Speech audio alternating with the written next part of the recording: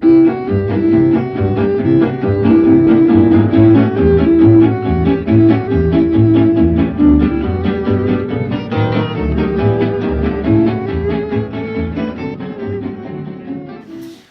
and welcome to String Maestro. My videos mostly deal with ABRSM and Trinity exam pieces and also some other fun stringy things.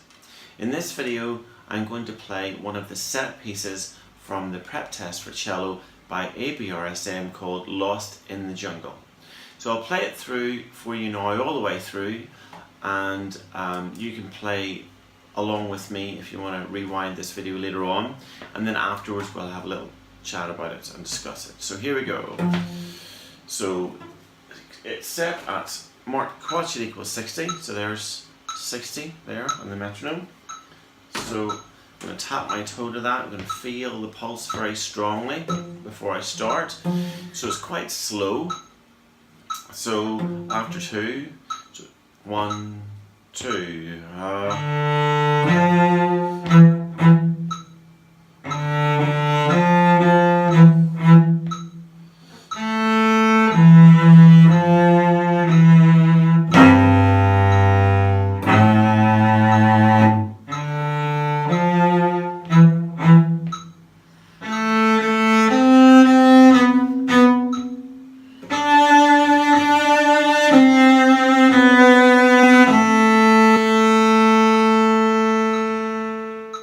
So what are the main issues with this piece?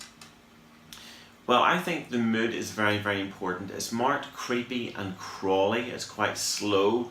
Make sure you exaggerate the dynamics. At the beginning it's piano. In bar 4 there's a forte. In bar 6 there's a crescendo, which means to become gradually louder. And in the last bar there's a diminuendo, which means to become gradually softer. And in bar 7 it's MF. So really exaggerate the dynamics, make it crystal clear to the examiner that you have noticed and you're able to play those dynamics accurately. So one of my, a little tip for you is one of my teachers, Robert Irvine, he suggested whenever you play quietly to raise your eyebrows like this, and whenever you play loudly, you want to play loudly, to do this. And I have done this for several years and I don't know what it is about that, but it absolutely works. So just listen to this now and look at my eyebrows and see if you can do this yourself, and I bet you it helps you to play the dynamics better. So this is piano. Like, remember, someone's tiptoeing here, and now still piano. And now this is a big surprise now. Quiet, raised eyebrows, getting louder, louder.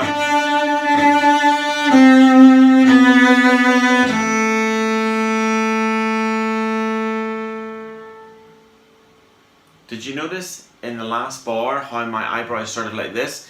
And through the course of that diminuendo, my eyebrows raised. Practice this in front of the mirror. I often do this and check my hair at the same time. I mean, check my eyebrows for my cello technique. So why don't you try that too?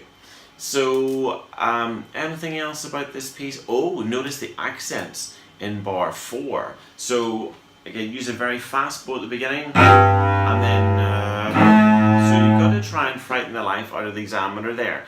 So also think of the character. So imagine this little this lion tiptoeing in the jungle and he's lost. So there's a picture of a lion in this book with a map. So imagine you're the little lion and you're lost in the jungle and you're a little bit frightened and it's dark time, it's in the jungle, and then in bar 4 something surprises you. So it could be a ghost. What would frighten a lion? Well, it could be, as one of my students said, an alien. That would be pretty scary to anybody, including a fierce lion. Or it could be a huge rhinoceros. You just use your imagination. And then in bar 5 it goes down to quiet again, and then there's crescendo, MF, diminuendo. So it's like the little line is you want to try and create a little story in this piece whenever you're playing. So I think those are the main issues. At the very, very end, make sure that you freeze for 2 seconds on the last note. Lift your bow about an inch off the string, hold it for 2 seconds, and then relax to create that lovely atmosphere in the piece. Any other issues? No, I don't think so. So before you start, try and get into the zone with this piece. Try and get into the atmosphere, and try and paint a story in this piece of music.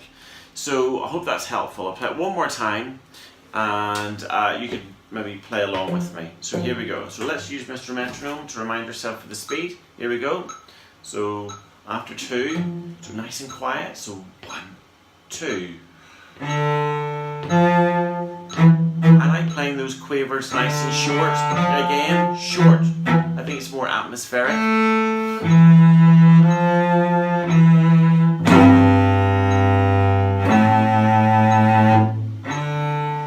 Short. Crescendo. Short. Loud. Whole bows. 2, 3, 4. Stop. Lift your bow. Freeze for 2 seconds. And then relax. So all the very best for your exam. Ciao!